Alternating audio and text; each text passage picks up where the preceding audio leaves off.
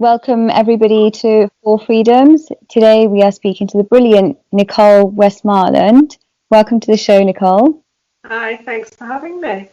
Thank you so much. So could you tell us a little bit about yourself, please?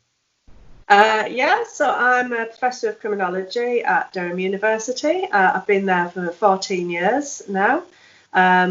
Before that, I worked at Bristol and at Sunderland universities. I'm vice chair of our local rape crisis centre, Durham and Darlington RASAC, and previously I've been chair of Rape Crisis England and Wales as well. So I've kind of done my time as a volunteer as well as an academic. Wow, that's brilliant. That's quite a CV. So I got in touch with you because I saw your project Mirabel, and I was quite interested in that. So can you tell us what Project Mirabel was? So Project Mirabel is a project which I did, we probably started it actually about 9 years ago, applying for funding. We being myself and Professor Liz Kelly at CRiVA at London Metropolitan University. And we were approached by Respect, who were talking to a number of academics, and they wanted some kind of UK-wide study, a multi-site study of domestic violence perpetrator programmes.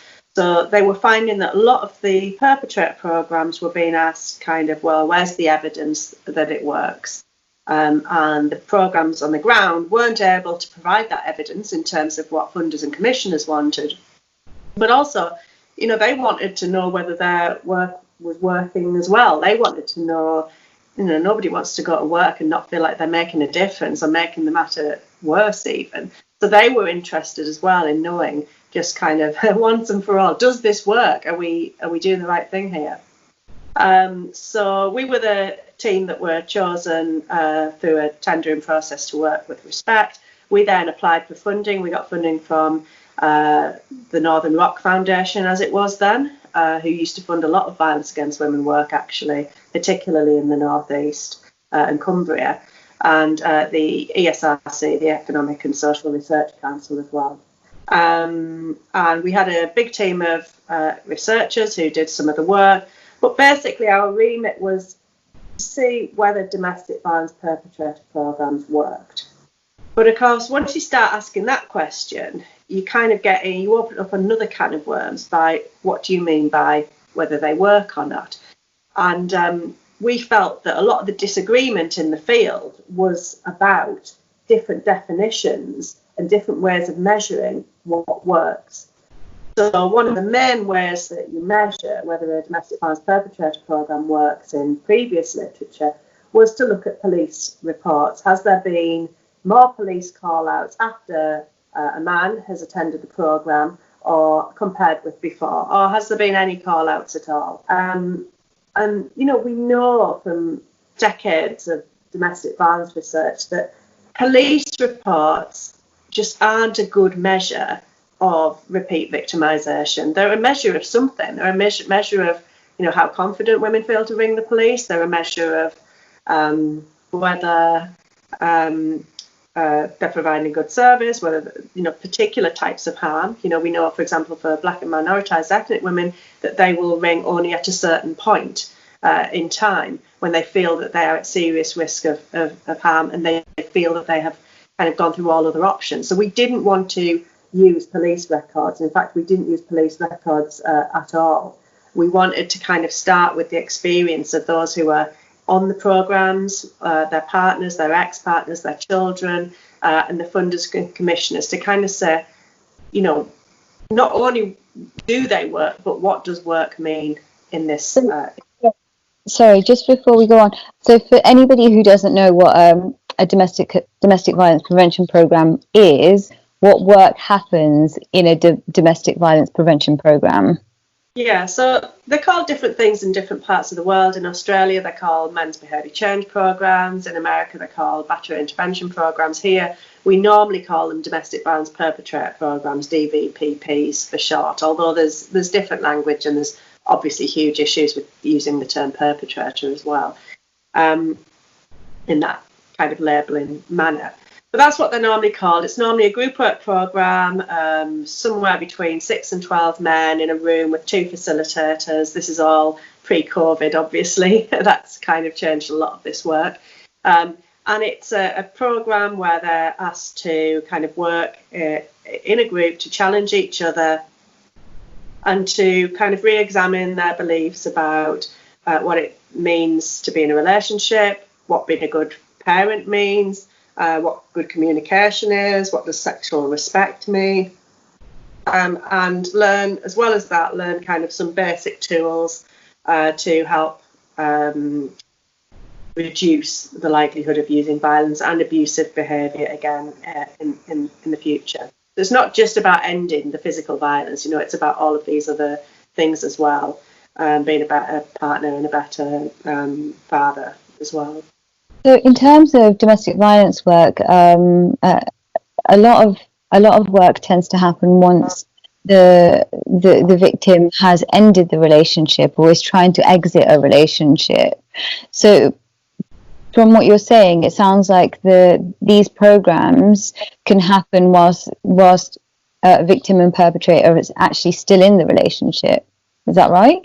It is. They're not all still in the relationship, but a lot are. Off the top of my head, I think it was something like 2/3 of the men were still in a relationship at the start of the programme. Now, obviously, a lot of those relationships will break down during a programme, so it's not necessarily the case that that's the end point. In fact, for some women, their partner going on a Perpetrator programme can be kind of the catalyst to being able to leave safely and feeling that they're supported, because it means that they have first of all, there's a 2-hour period, a 2-hour window in the week where they know where the perpetrator is going to be. They know somebody is going to be with them. So in some cases, they're able to leave during that time. In other cases, it's that they've felt that they want to give their partner many, many opportunities to change and to try to change. They've promised they'll change. And then it's once they're receiving this type of specialist intervention, if still things don't change, then that can be often the catalyst for them to feel that they've done all they can to keep the family together. And that's not been able to happen. So yeah, sometimes they're still together at the beginning, often they're still together at the end, sometimes they separate during the programme. I mean, I would just say there's a really wide range of men on these courses. We talk about perpetrators and we talk about men as if they're all one kind of group of participants, but there's huge differences between them. I mean, all of our research as well has been on male perpetrators of female victims, which is why I'm talking about men, only about men as perpetrators and women as victims. But sometimes men are asked to go on the programme by, for example, CAFCAS, because they're trying to show that they're a safe father to have access to children. So in some of those cases, in most of those cases, separated. Sometimes a couple have gone to somewhere for couples counselling, and it's become very clear in that initial assessment that couples counselling isn't the safe place for them to work through their problems, and in fact that he needs to attend a perpetrator programme, she needs separate women's support. Or sometimes it's what we call partner mandated. So sometimes it's that she said, actually, I'm leaving if you don't sort yourself out. And they've gone online together, they've found a programme, or they've phoned the Respect phone line to try to find a referral near them. So we call them partner mandated. And then of course, a range of programmes as well, which are around court mandated men as well, so men who've been sentenced to it. And that's not so much what our research so far has been about. Okay, so you've kind of focused more on the kind of the voluntary. Yeah, all the men, but we know that there's very few men who kind of wake up one day, I'm going to volunteer to go to a 30-week, 2-hour a week course to change my behaviour. There's some form of mandation somewhere within it. So yeah, what used to be called voluntary attendance. Yeah. Was there any skepticism about these programs, and was there any resistance to them, and is there still resistance to them? Yeah, there's huge resistance, and Liz and I went into this with a background in the women's sector. We'd done some work with perpetrators, but we certainly weren't setting out to show that domestic violence perpetrator programs worked. That wasn't our intention. We wanted to do kind of an honest exploration into not only do they work, but what is going on within them, what are the complex more nuanced issues. Where does gender norms, gender expectations fit into this? Where does power and control fit in? What type of programs are going on? What is the content of these programs? We really wanted to kind of get a grasp of the whole picture. So yeah, they were controversial, and they still are controversial. I mean, I mentioned to you when we were chatting earlier that I was touring the States, and one of the places that I went to, it was a huge conference of people involved in perpetrator intervention work, and there was maybe 200 workers there. And I started by saying, kind of holding up a copy of Project Mirabel and saying, right, put your hands up if you think that this is evidence that perpetrator programs work. And probably about 3/4 of the room put their hands up, and I said, right, put your hands up if you think that there's evidence that they don't work. And about 1/4 put their hands up. And that's really just to show that, in fact, we're not saying this shows that they work, and we're not saying that it doesn't. We're saying this is like a line in the sand, if you like. We need to do something with perpetrators of domestic abuse. We can't rely on women's services just kind of having to support different survivors from the same individual man's violence. The damage of one man causing violence and abuse, devastation in the lives of many, many women and children over their lifetime. We just can't let that happen. So it's about a line in the sand of saying, this is what these domestic violence perpetrator programs can do. Let's find something, let's try other interventions, and let's keep kind of nudging this field forwards. Let's make perpetrator work the very best it can be. And what we found, I'm probably jumping the gun here a bit, but what we found in the project basically is that perpetrator programs were very good at ending physical and sexual violence, but not so good at ending some of the financial control, some of the emotional abuse, some of the harassment that we know continues even when people separate. So for me, it's not about saying this piece of work shows that they work or they don't work. It's saying this is what they can do. Let's now build on that to say, what other interventions can we design? It's pretty shocking to me, actually, that, for such a big problem as domestic violence and the devastation that it causes, and that we have such a narrow and such a small number of interventions to try to deal with what essentially is the root cause of domestic violence, which is the perpetrators. And often when you talk to victims about what they want and why they've reported to the police, etc., they will often say, I wanted to stop him doing it to somebody else. It's not about them and their life. It's also about creating change. And I suppose we have this issue that we just do not know what works. You could if you asked me to write on a piece of paper all the things that definitely work to change men's behaviour, to make women's lives safer, I would be struggling to fill that piece of paper because we have such a limited knowledge of what works. And that's to some extent because we have such a limited number of interventions that we've put into place, partly because they're controversial. It's difficult, or maybe we don't want to believe that men can change. Maybe we certainly don't want money taken away from the women's sector and put into work with perpetrators. So is that one of the reasons why there's been resistance from, say, commissioners to DVPP programs, because they think it's going to take money away from domestic abuse services? I think that's certainly one of the problems. Another problem is that you'll often find that somebody knows somebody who's been to a domestic violence perpetrator program and they haven't changed. And those are the stories that kind of go around probably more often. But think we have huge expectations as well, and I think we have to lower our expectations of some of the behaviour work, change work.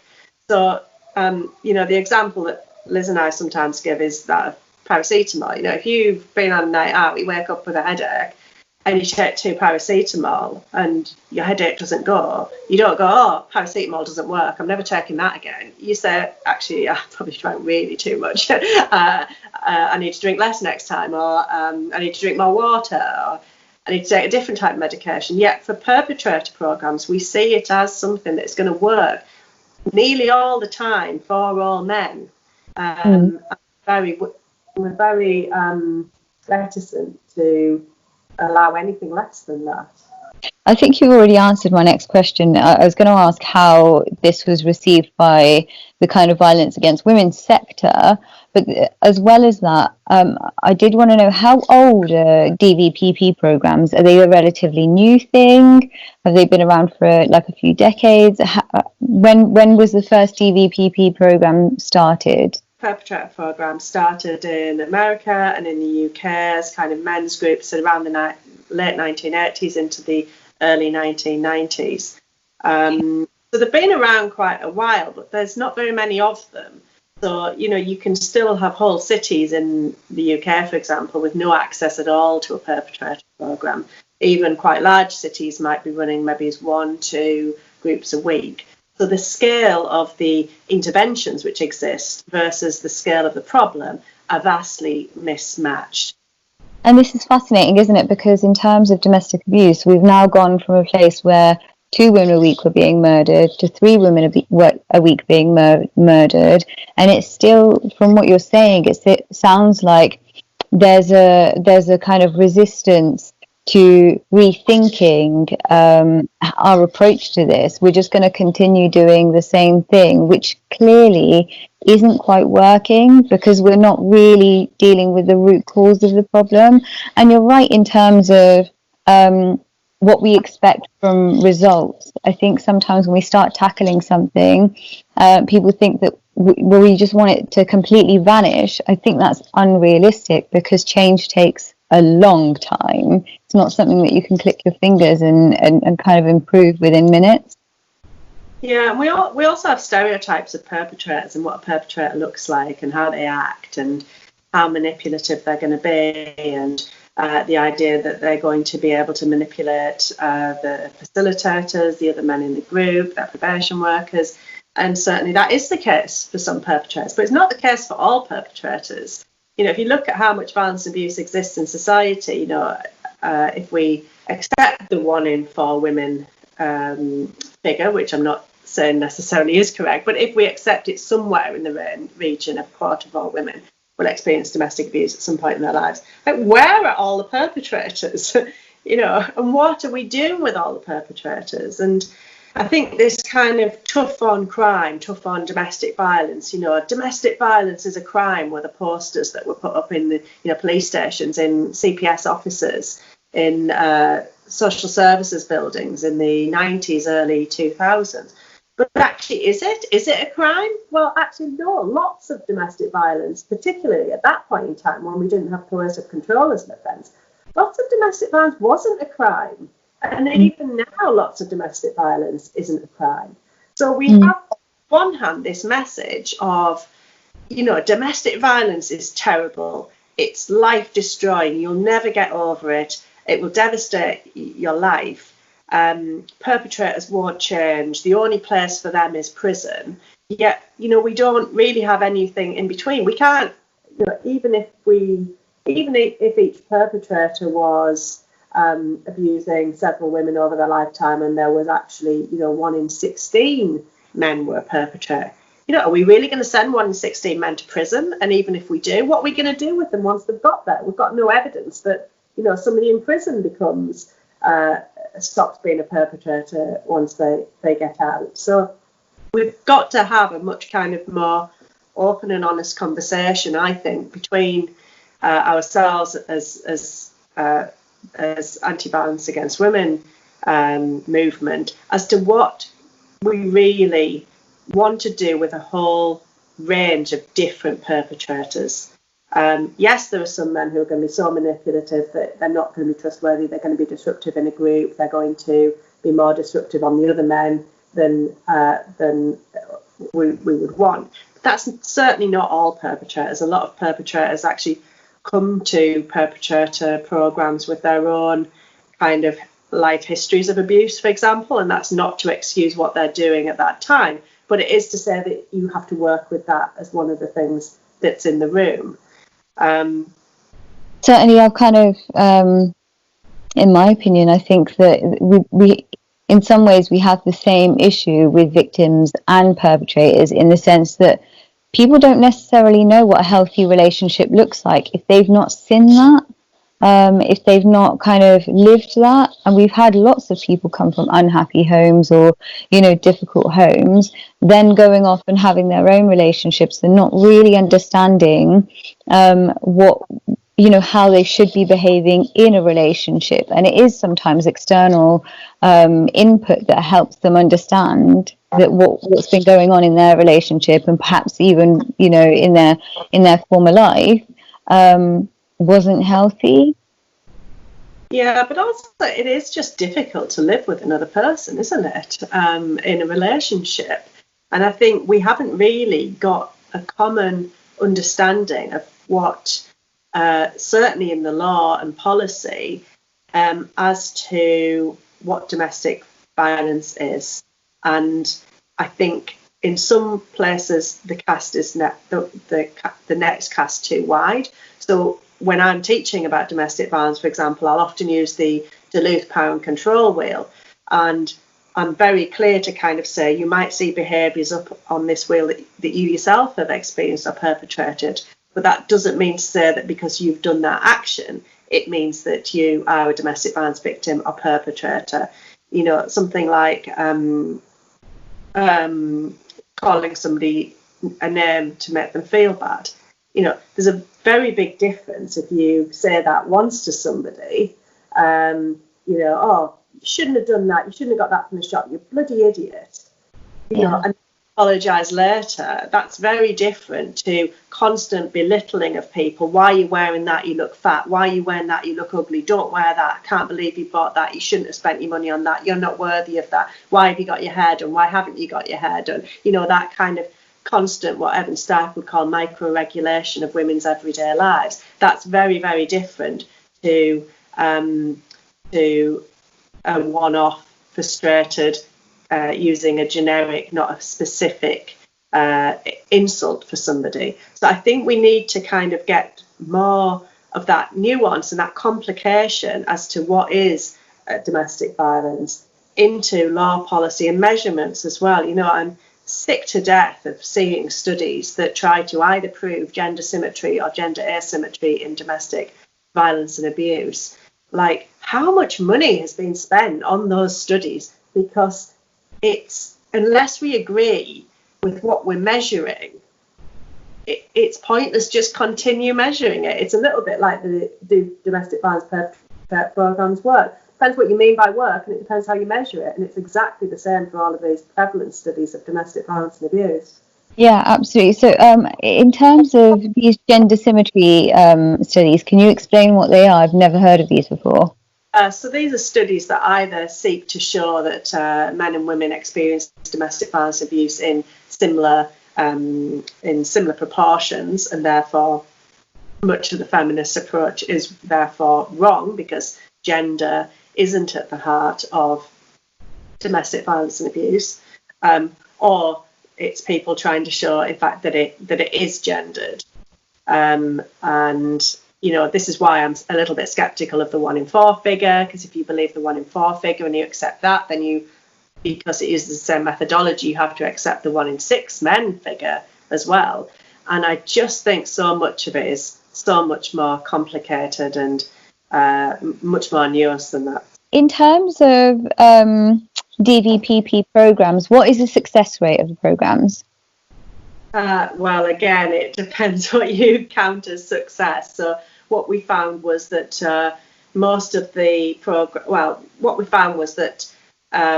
at the base level, that for nearly all of the men, women and children that had had some involvement with the domestic violence perpetrator program, their lives were better to some extent. The physical ended almost completely, the sexual violence ended almost completely, but the harassment, some of the emotional abuse, some of what Liz Kelly calls the restrictions on somebody's space for action, the ability for them to make their own free life choices, were still being limited to a significant amount in some cases. So they were more successful at ending some forms of violence and abuse than others. But it seems like the kind of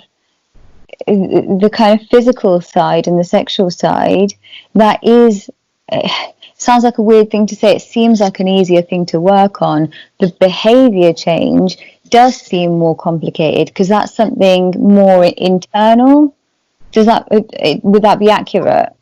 I think it's about that, but I think it's also about kind of that you can give kind of some quite basic anger management style tools that are used in other behaviour change programs, such as the timeout technique, having an agreement that when things become particularly heated, the perpetrator leaves, and kind of a thing called self-talk, positive self-talk, when you learn to recognise kind of a downward spiral that you're getting sucked into, and then you instead decide to think, well, actually, no, she might be doing that because she's not feeling well, or because she's busy, or because she's worried herself about work, or she's worried about money. So these two techniques combined tended to quite quickly end the physical and sexual violence.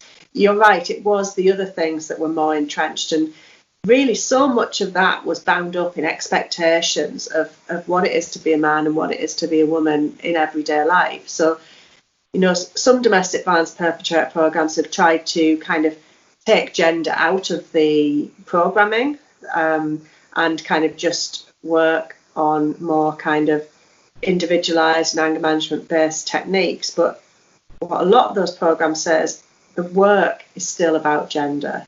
So sometimes the men would say, I don't know why this relationship I'm using violence and abuse, because I didn't in any of the other ones. What is it about this relationship? What is it about her? Or what is it about this clash that means I'm now become a perpetrator of domestic abuse? And quite often it was because the women he'd been with previously didn't challenge. They perhaps they were quite happy to do, for him to make choices about what they were going to eat, for him to decide where they went, etc. And sometimes it was when they happened to get a new relationship with a woman who said, no, I'm not going to do that, and no, I'm not going to do this, that conflict arose. And it was expectations about what women and what men should do in their everyday life. So, for example, you'd often get different expectations of how women should be when they were out with him compared to when they were out with her friends. So, using the hair done example, if they'd got their hair done and they were going out with their friends, it would be, why have you got your hair done? Who are you meeting? What are you expecting to do? Who are you going out with? You shouldn't be going out with them. You shouldn't be drinking that much. You should be using that money for family time. Why go out with your friends when you could have a family evening in with me and the kids? You're not a good mum. But yet, if she didn't have her hair done, she was going out with him. It was, why don't you look good? Why don't you look good on my arm? You look a mess. Why haven't you got some new clothes? Why haven't you got your hair done? So these kind of, not even double standards, triple, tenfold, 20-fold standards about expectations of men and women in all these different situations are really complicated. And getting to the bottom of that is the root of a good facilitator of a perpetrator program. And, things like housework, something like that, something which many people argue about in everyday life. This thing of, it's not just about how you stack the dishwasher. I'm sure we all have our own ideas of how to stack the dishwasher and which is in fact the correct way to stack a dishwasher. It's what you do with that kind of knowledge of the best way to stack a dishwasher. And if you know that your way is the best, but you let other people stack it in the way that they want to, then that's fine. But actually, if you say your way is the best and you enforce that on the rest of the family, so if you are the rule setter, you're the setter of rules, norms, expectations within the family, because you are the man and you are the head of the household, that's when things become a problem if other people in your household don't want to follow that, because they know their way of stacking the dishwasher is the best. And that's it's a petty example, but it's an example that many of us have in our everyday lives. And we can have an argument about it. Say, no, these bits clearly go on the top because of this. But it's when you can't have that argument and you can't do it your own way because somebody else sets the rules of that household on everything, on when the worktops get wiped down, on what the kids eat for dinner, on which shop you do your shopping at, of where you start the dishwasher, of where you put the milk in the fridge. And it's just that, again, I'll come back to Evan Stark's language of micro-regulation of women's everyday lives. And a lot of the time, not always, but a lot of the time, this is gendered. This is about expectations of holding up how women and men should be within different relationships and within different cultures. And often the children are also part of that. They are expected to also toe the line. Now, this all sounds pretty negative and pretty, but I mean, I would just say that sometimes some of the perpetrators by the end, because we interviewed the perpetrators at the beginning and at the end of the programme. We interviewed partners and ex-partners at the beginning and the end of the programme. We also followed a cohort of women, partners and ex-partners through for a longer period of time. And often some of the men in the second interview would themselves feel like some kind of weight had been lifted from their shoulders, actually, in terms of they weren't necessarily enjoying the control. They were the ones exerting the power and control. Certainly the women and children weren't enjoying the power and control he was exerting, but neither was he in a lot of cases either. Perpetrator programs, groups aren't a load of happy men sat round going, whoa, how have you controlled them this week? Oh yeah, it was great. Helping them break free from these gendered expectations as well was quite freeing for some of them, to say, well, now she does it this way, I don't like it, I don't think it's right, but actually it's not down to me. I now understand it's not down to me to police that. Can be quite freeing for them as well. So, I mean, that's I think, one of the big positives of domestic violence perpetrator work. They can sometimes, there's a lot of myths abound about perpetrator work, that there's this, radical feminist facilitator with some, political left guy with sandals on going, and where the woman's saying, you should not do this, and he's backing her up. Yeah, you've got to be. It's nothing like that if you see the groups in action. It's really working with kind of that, well, where did that expectation come from that she would do all the housework? Well, how many times have you done that in the last week?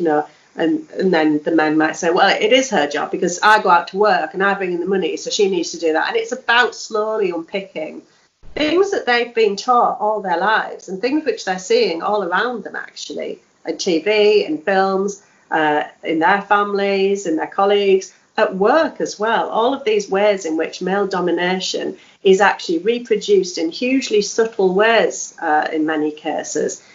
Unpicking that with a group of violent men is A, difficult, but B, can be really revelatory for them as well.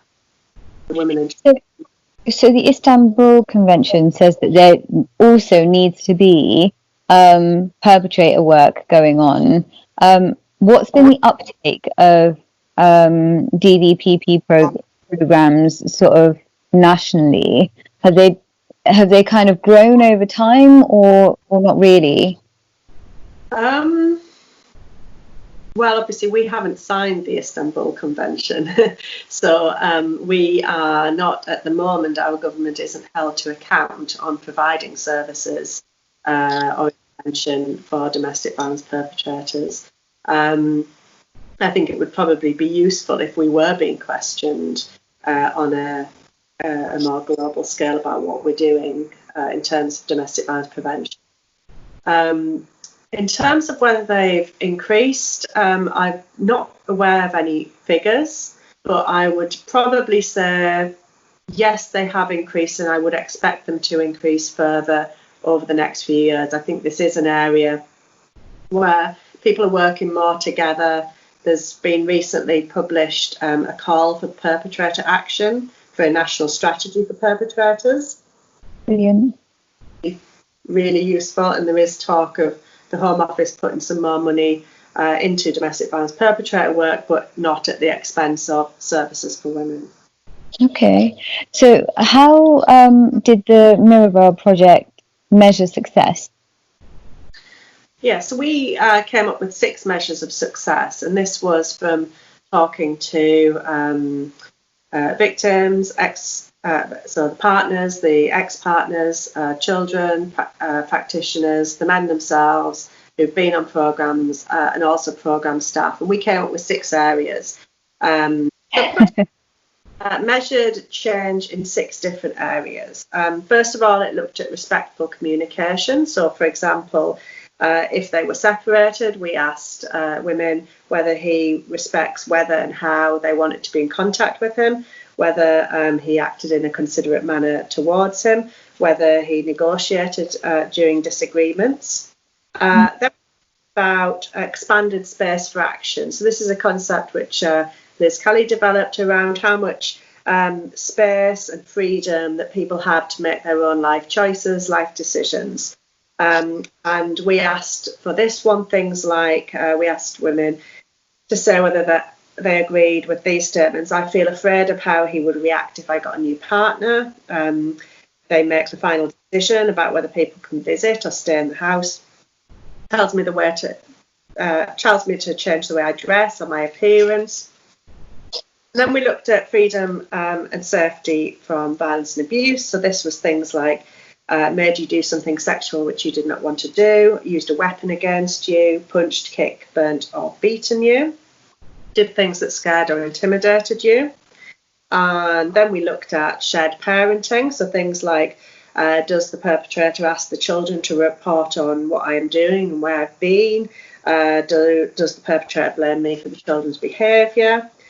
We looked at awareness of self and others, because this was one of the ones which really came out strongly from our interviews with women, that they wanted the perpetrator to kind of have more self-awareness, to accept that the way that they'd been acting had caused a whole lot of damage for the family and sometimes beyond as well. So that was things like, does he blame me for my abusive behaviour? Does he try to justify or make excuses? I think he understands the impact his behaviour has on me. That was another important one. And then the final area was safer, healthier childhood. So things like in new situations, do your children easily lose confidence? Are your children nervous or clingy? Are your children frightened of the perpetrator? Or do any of your children worry about your safety? So we looked at these 6 areas. And that's why I find it kind of quite complicated. It's not just, yes, they work because they do this. It's that they worked in different ways to different extents across these 6 areas. And if they're not running lots of these programs, then surely they're not going to be given room to develop and kind of grow those programs and learn from things that do work and develop things that haven't been working. Yeah, and I think also a lot of perpetrator programs are quite expensive to run. Like when you look at the amount of money that a perpetrator program costs to run, you know, you're not just talking about that group work in that session for 2 hours a week. So you're not just saying, well, we'll have 12 men on a Monday, 12 on a Tuesday, 12 on a Wednesday, Thursday. But you're not just looking at those kind of 2-hour slots. So a huge amount of work that goes around it. Possibly more so in relation to the support that women, the women's workers will give as well, that are linked to those men, but also all the other stuff that goes around it. So when people asked, do they work, it's really complicated, because what works to one person is different to somebody else. So a lot of programs a lot of commissioners used to say, well, you know, measuring whether they work is too complicated. So let's see how many completed the programme. Let's use that as a proxy measure of success. And then they would kind of criticise programs and say, well, there's no point, that's a bad program. You know, only 60% of the men who start that program even completed it. You know, with this idea that somehow completion gives you this massive gold star that makes you like go from perpetrator to no longer a perpetrator. You know, and, you know, for some men actually leaving was because, for example, there'd been a multi-agency meeting and it was around whether they were safe to be able to return back to the home, for example, or to have contact with their children. So actually, the fact that this isn't just about behaviour change work. This is also about somebody knowing and somebody else having contact with the perpetrator within the family. Because so many other things are about talking to the women. You know, even lots of social services, children's services intervention are actually about interventions with the woman as the victim survivor, about her keeping her children safe, about her keeping herself safe. And hardly anybody talking to this violent man because they're maybe worried about what to do with him themselves. They might be scared of working with the perpetrator, scared of making things worse, not wanting to intervene. Maybe he's not there, maybe he's in and out of the household, maybe he's at work. So often we are putting the responsibility of ending domestic violence on women. I mean, also, if you look at the sector, you know, look at who is working to end violence against women. The majority of people are women. So we need to move this away from just being an issue about women surviving, women supporting, women being traumatized, and seeing this as a problem that men in different ways need to get involved in the conversation to end violence against women. I think you're right. There does definitely need to be more investment on the male side. But on that note, how much would it cost for a perpetrator to go through a perpetrator program, and how much would it cost to support a victim of domestic violence? Do you know how much each individual would cost? I don't know, but also I don't see it as an either or, really. So I don't think you should be doing any work with perpetrators if you haven't already got the baseline of support for women sorted. So for me, and the way that we phrased it within Mirabel, it was, what difference does adding a perpetrator program make? So this isn't a, have you got this service or this service? It's presuming you've got your support for women as your absolute, you know, base. Don't even work without that. But once you've got that in place, and once you've got the support for women and children to be safe, then the next building block has to be work with perpetrators. On that note, how much early intervention work is happening other than DV sort of PP work? Is there any like healthy relationship work going on in terms of like family support?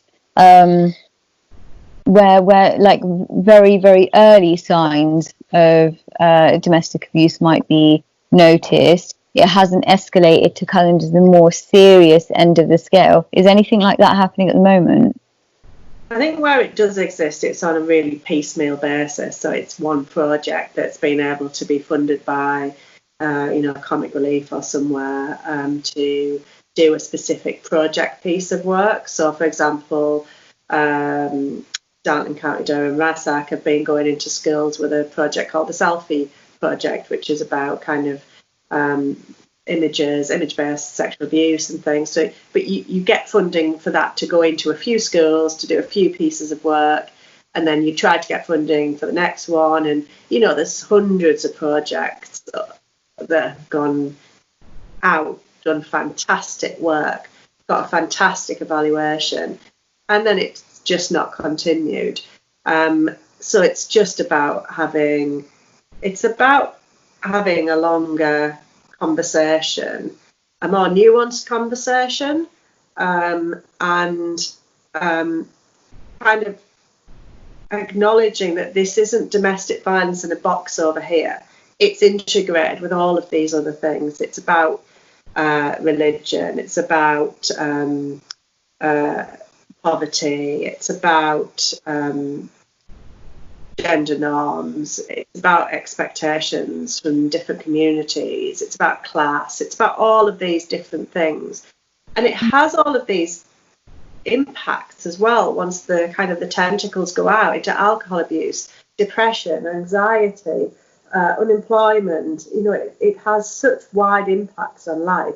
We need to kind of get the domestic violence out of being seen as this like one thing that needs to be tackled on its own, and kind of look at all of the impacts and track that back as well. It's really difficult for early intervention projects to demonstrate value, because you don't know how many of them were going to go on to become domestic violence abusers anyway, and you don't know of those who were going to have the highest harm. So it does need to be done, but I think trying to get everybody to evidence it all the time and show cost benefit is difficult. I think we just have to come to a point where we say this conversation needs to start in preschool, basically. I mean, that might sound ridiculous. I have a preschooler, and I'm certainly not saying that we should suddenly start saying, we should have a lesson on domestic violence. But I am saying that we shouldn't be having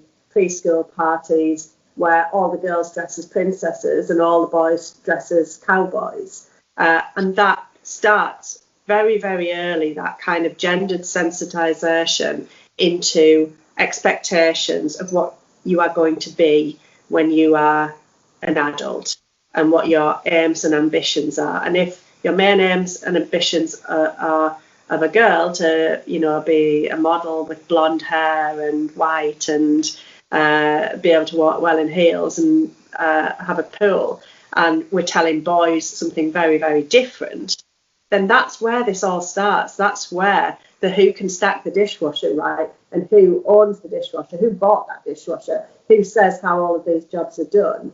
And that's how the power and control starts. And that's how it goes unnoticed for so long in so many cases, because actually you're not going to go to the police and say, yeah, he threw a plate at me because I stacked the dishwasher wrong, and then he apologised after. You're not going to say, yeah, he said I couldn't get my hair done. You're not going to say he told me my skirt was so short. Yeah, it's all of these things together that kind of start to really kind of make the woman feel like she's going mad, that she's got the problem, that she's stupid. Well, she didn't go to college, she didn't go to university. What does she know?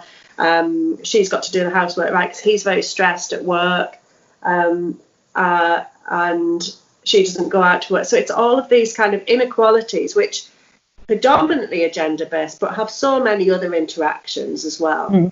You see that. That's why domestic violence still exists within same-sex relationships, for example. It's different elements of power and control, which are the ones which are taking precedent in those situations. We see in cases of honour-based violence, we see different cultural expectations being the ones which hold the power. And it's about knowing in your culture which are those ones which hold a power. If somebody told me you're stacking the dishwasher wrong, that's not going to hold any power to me, because I don't care. But there will be other things that I do care about, and there will be other things that would put me down, something about, perhaps not bringing the children up well or something like that. There are particular points within your position in life, where you are, what you believe in as a person. And that's why defining domestic violence and abuse becomes so complicated once you move away from the physical and the sexual violence, because it becomes so individualised, so personalised. And that's the nub, isn't it? That's what gives it. That's what gives the perpetrator their power, knowing that. So on that note, you touched on honour crimes there. So that's kind of my professional background. And also, my personal experience as well. So on that note, there's a kind of where domestic abuse services generally see women as the prime victim, and yes, women are disproportionately affected, and perpetrator programs predominantly see men as the problem, but and yes, a larger proportion of the perpetrators are absolutely men. However, for the victims that are men and the perpetrators that are women, certainly in a lot of honour crimes, there are, the female elders tend to be, the perpetrators. Is there a risk that the kind of those individuals are going to fall through the cracks with these services? I think definitely there is. I think there's also issues of racism in terms of, what happens if you put a black or an Asian or another minoritized man in a group with white men, and how that challenge is going to work. Because remember, this isn't challenge all going through the facilitator. This is peer challenge. So it's how that would work in terms of group dynamics. But the other thing is, we assume that perpetrators, we assume that people want to get away from perpetrators. And that is actually always the case, especially when they're so embedded into the family. They're your brother, they're your father-in-law, your mother-in-law, your partner. In a domestic violence situation, yes, you can leave, but there's very few situations where you're never going to come across that person ever again, because so many of us have children. So, you're always going to have somewhere this kind of invisible or visible to different extents string in life. And that's what makes it difficult to go to the police, isn't it? And that's what makes it difficult to involve anybody else outside of the family. That's complicated enough when your family is 2-4 people in kind of a basic 2.4 type family. But once you start looking at extended families and different cultural expectations of norms within that, and once other things other than gendered expectations start adding in, then you get more and more complicated. And it becomes that, in fact, the police just aren't even an option. It's not seen as an option, and neither would many of these services as well. And that's why I think we need to accept that perpetrators are more visible, that we need to make perpetrators more visible. They are caring father or mother-in-law who have made your food all your life, who are looking out for your best interests. And I can't remember whether I said this earlier, but one of the main fears of men joining perpetrator programs is they're worried about going in a room with other perpetrators. Social services staff are worried about how I'm going to deal with that perpetrator without making things worse. People are worried about what would I do in an honour-based violence situation if confronted with the perpetrator who is capable of doing these things that they've made these threats to do. But in fact, these men are everywhere. They're in the supermarket, they're at the school gates, they're in our families, they're in your families. That we've got to acknowledge that we've got to make perpetrators visible. And I think part of that is about kind of breaking down this expectation that they are all manipulative, lying, aggressive, angry people. Some are, but some aren't. And it's how we work with those men and families to make that visible. And once we make it visible, can we start to create the change? So how do we improve uptake of these programs then? Yeah, I think we just need to scale it all up in a massive, massive way. It's just, you could have a domestic violence perpetrator. If every single domestic violence perpetrator program in this country changed every man 100% and then never used any form of violence and abuse ever again in their lives, we still would have domestic violence. We still probably would have the same murder rate as well, because it's just been done. It's like the opposite of the sledgehammer to crack the nut. It's the nut to break a sledgehammer. That's what we've got going on at the moment. So how to scale that up? They're quite expensive at the moment, but in fact, the more you're running, if you've got a program that's running 2 groups a week and you up it to run 10 groups a week, then you're starting to up that scale quite quickly. And I suppose where the problem comes then, it's not about the work with the men, it's about making sure you've got the support for women and children. So it's about making sure that the men's work scales up at a proportion to the women's work as well. Yeah, and I think you're right, aren't you? Because if that happens in the first instance, where it's going to be costly in the beginning, eventually it's not going to cost so much because you're not going to need to do as much of it because you're actually, you've got a holistic approach to dealing with domestic violence, which at the moment it's kind of, all of the resources only go into one element of domestic abuse. We have a small proportion of resources going into the kind of perpetrator programs. So you're right. I think there needs to be a bit of kind of leveling out there so that we can deal with the whole issue. And greater collaboration then between men's groups and existing women's support services. This is about working with the existing women's support services on the ground who know and experienced at working with women within their community as well. So it's about working with the existing grassroots women's organisations and not just kind of going, hey, I run a housing association, I'm going to run a domestic violence service as well because I've got blah, blah, blah. It's about that kind of working within that community, and that's about supporting the women and children within that community. And once you've got that building block there, and not until you've got that right, then you add the work with perpetrators to start to see a long-term shift in reducing violence and abuse. I mean, if you consider the tip of the iceberg being the cases that are reported to the police, you see thousands of cases. It depends where you are, what the exact number is, but you see thousands of cases a year, and then you've got a perpetrator program who's maybe seeing 100, 120 men a year. You cannot create change at that type of level. The whole thing needs scaling up. And in doing so, I think we do have to take some risks in attempting different types of interventions. Maybe they don't all have to be 2 hours once a week for however long they are. Some are 36 weeks, some are a year.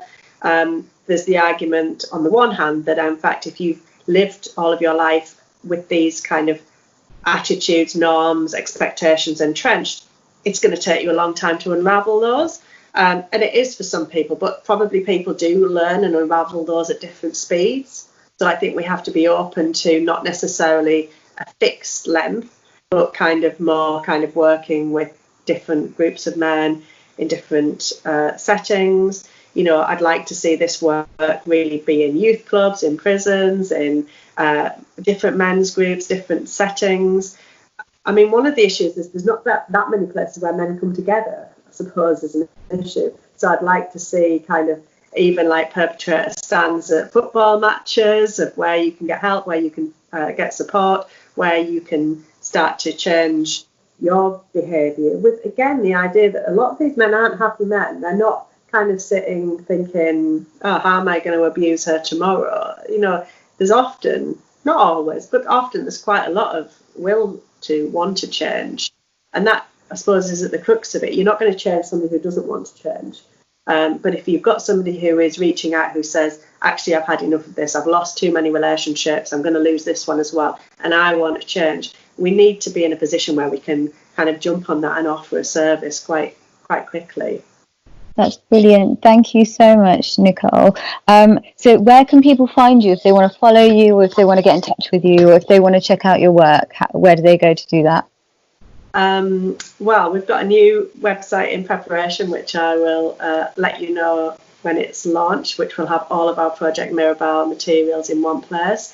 We've got about 12 academic papers. We've got our final report, which is available on the website. If you Google Project Mirabel, and it's Mirabel with an A because it's named after the Mirabal sisters in South America.